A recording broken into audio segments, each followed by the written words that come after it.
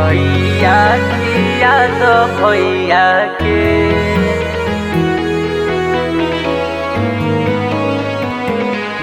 लड़े जातानी सीमा पे लड़ैया, हमला करेला छुप के मुदैया। अपना राखी से सजाई द कलैया, मिठैया खिया द भैया के।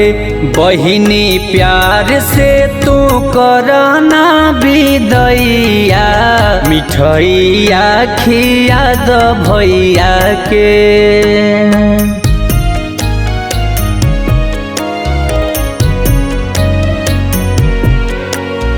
भैया के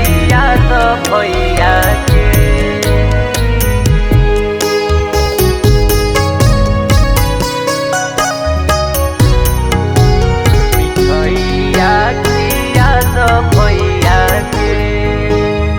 बांधी दो तू हाथ मेरे समवा के धागा, टिक दुश्मनवा ना हमारा होवागा।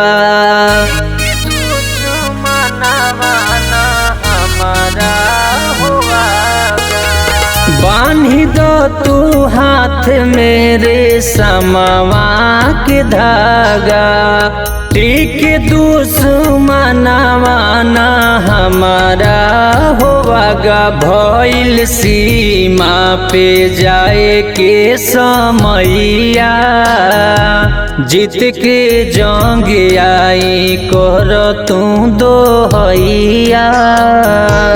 अपना राखी से सजाई द कलैया, मिठैया खिया द भैया के।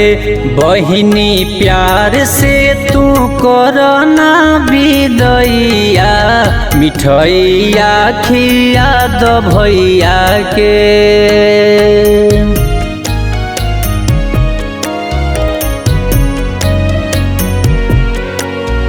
भैया के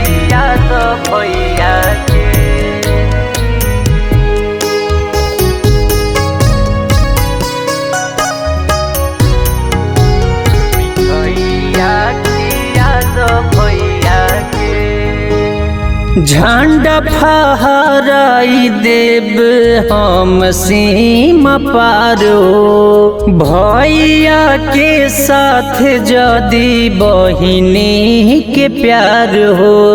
भैया के साथ जदी बहिनी के प्यार हो। झंडा फहराई देव हम सीमा पार हो, भैया के साथ जदी बहिनी के प्यार। खाके राखी के कसम कहे भैया, भीरी सटी नहीं कवनो मुदैया।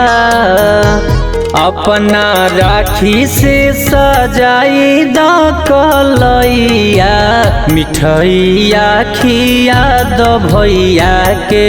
बहिनी प्यार से तू करना विदैया, मिठैया खिया द भैया के।